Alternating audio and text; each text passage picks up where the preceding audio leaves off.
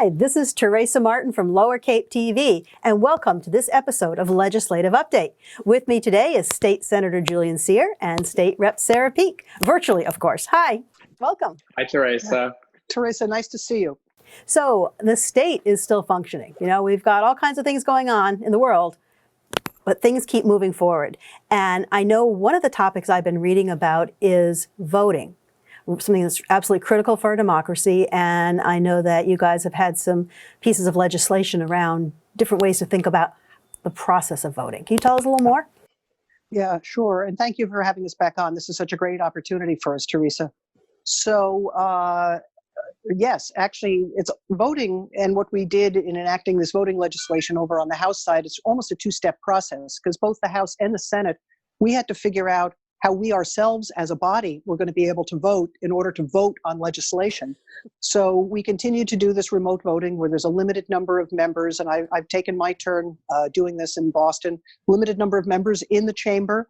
Everybody else calls in on conference lines. You have the entire feed on your, I'm doing this because in your earbuds at home listening, and there's an opportunity for debate. You tell your monitor you'd like to debate a particular amendment or on the underlying bill.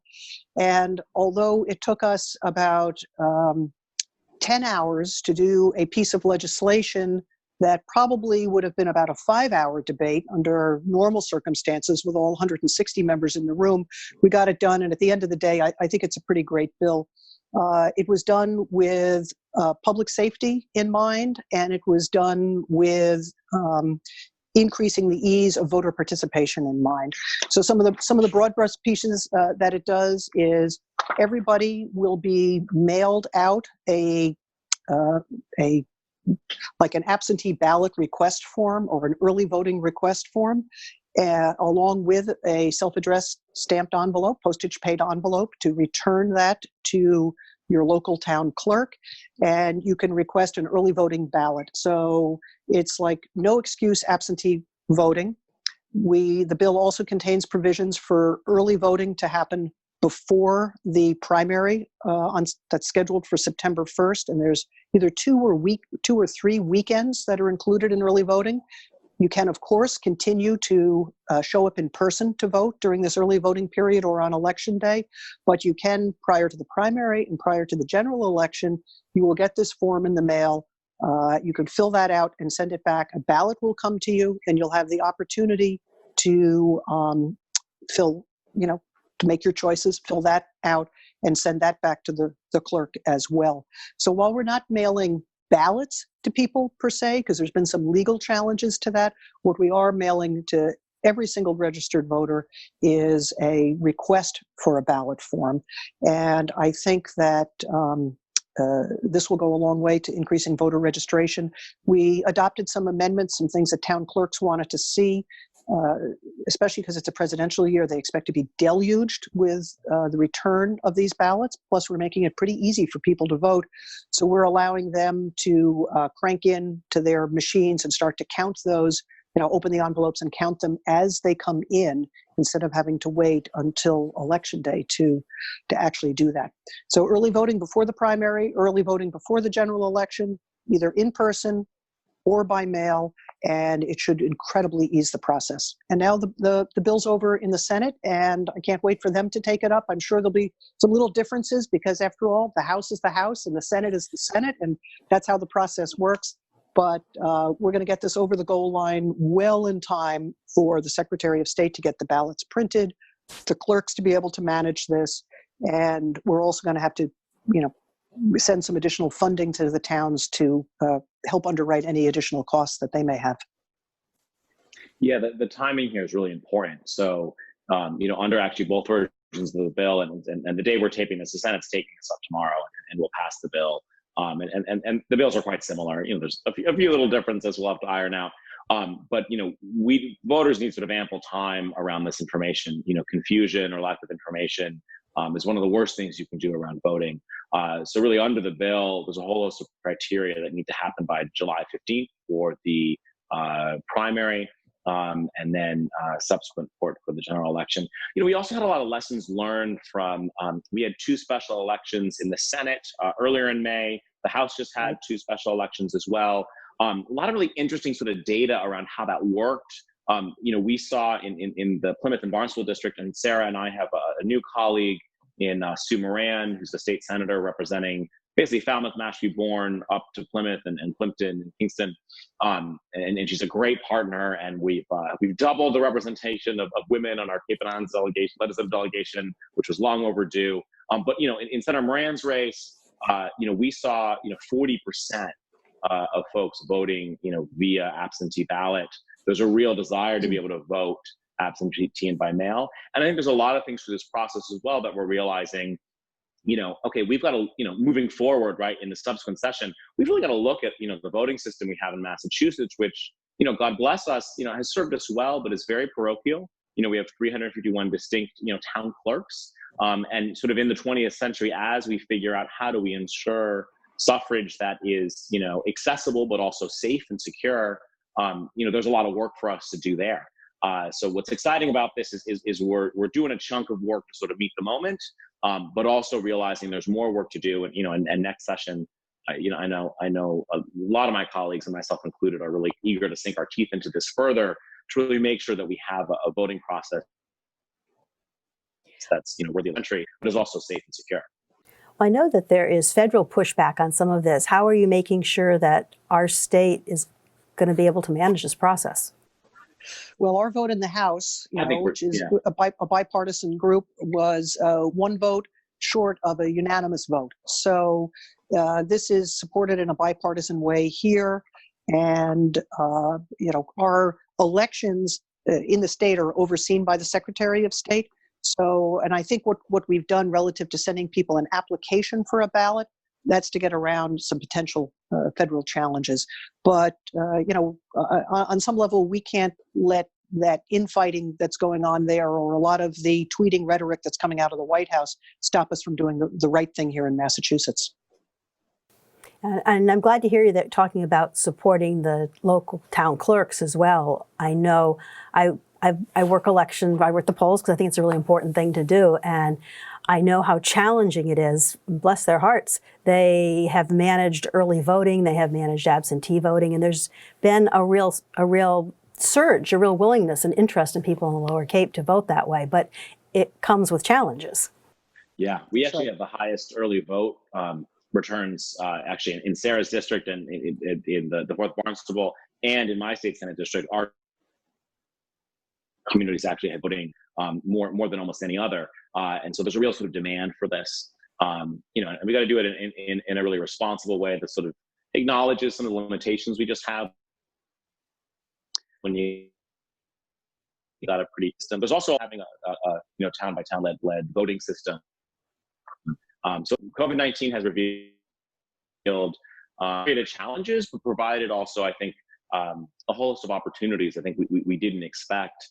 And I think in this case, have even more accessible elections moving forward because we're trying to make sure that we're ensuring that everyone can vote, in the midst of this pandemic that we're going to be in for the foreseeable future. So what else is happening at the State House?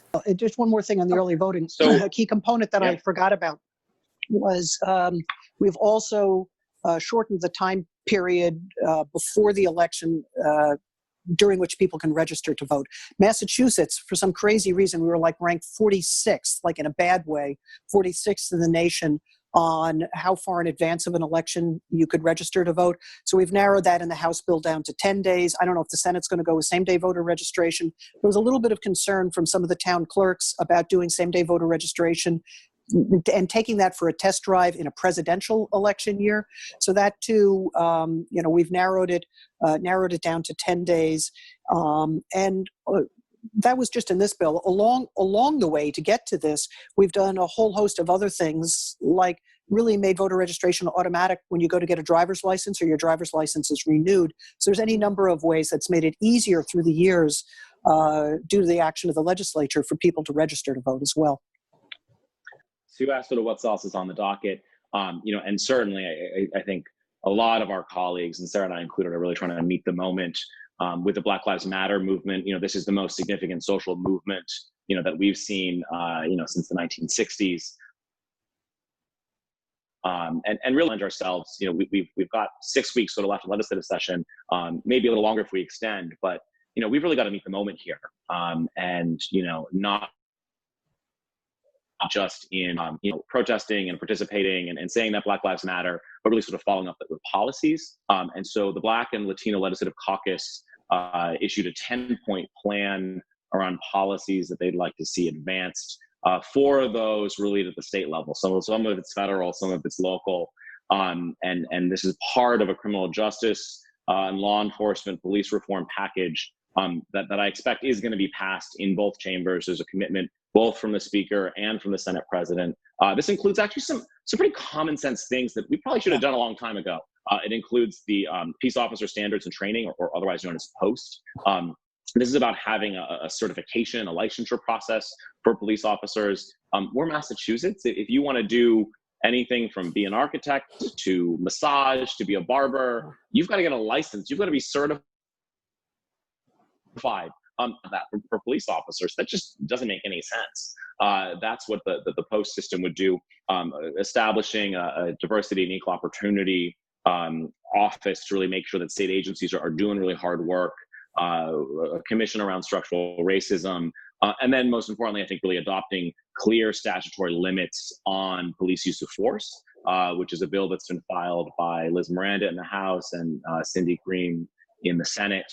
And so this is just sort of the start, but I really see a real change, in the conversations in the caucus and among colleagues, and really trying to meet the moment here.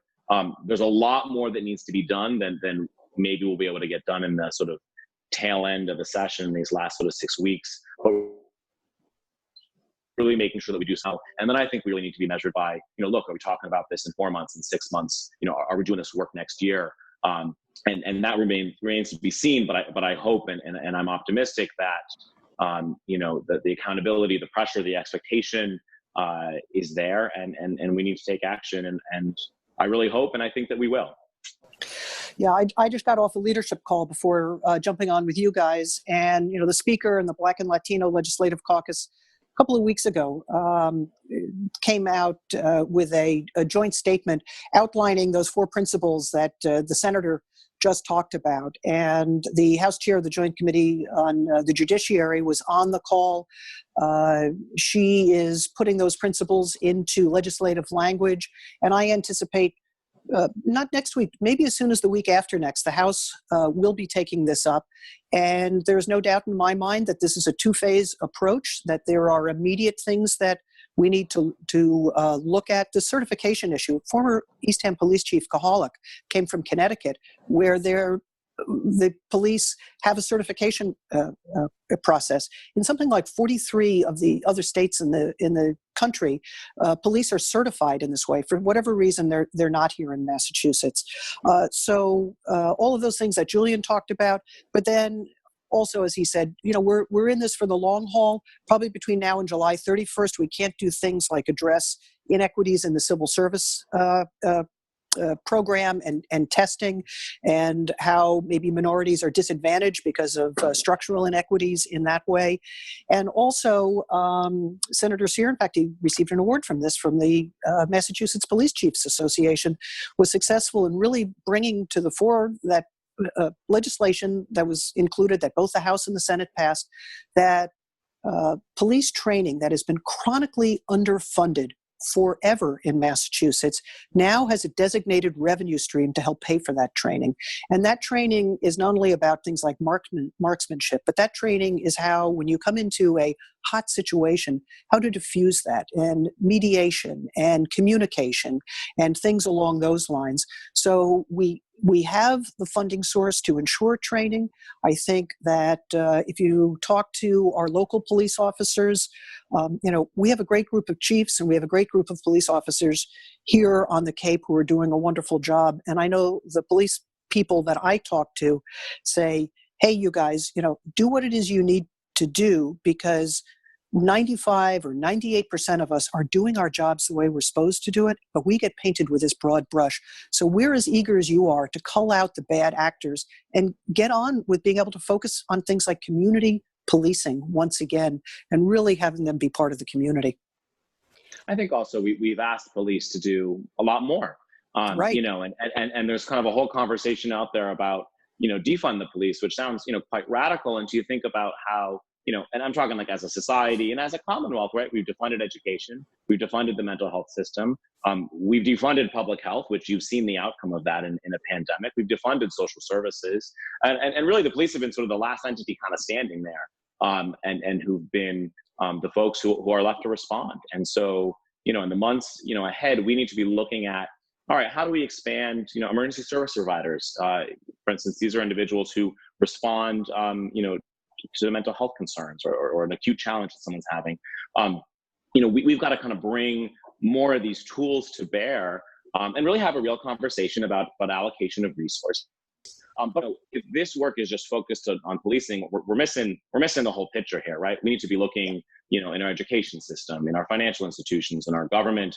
And yes, that's work that Sarah and I need to do on Beacon Hill and need to do statewide. But it's also work we need to do right here, right? And we need to be interrogating, all right, what's in our school curriculum? I went to the Austin schools. I got a very inadequate education around racial justice when I was in the Austin schools. And I love the Austin schools, but I'm just calling it out there. You know, we need to be talking about housing and how housing in our communities is a racial justice issue. And the people who oppose housing production in our communities, more often than not, are using, you know, barely kind of guised, coded language that's really about structural racism. I could go sort of on, but I think that we've got work to do, yes, at the state level and certainly at the federal level. And hopefully we're going to see a big change come that allow us to do that in November, but also focusing on the work that we can do right here in our backyard. Well, believe it or not, we are completely out of time. This is like meaty, important topics. And I'm looking forward to picking up the thread again in our next episode. So thank you very much for being here. This is Teresa Martin from Lower Cape TV. And with me today has been State Senator Julian and State Rep Sarah Peake. And we've been talking all things legislative. Thanks very much.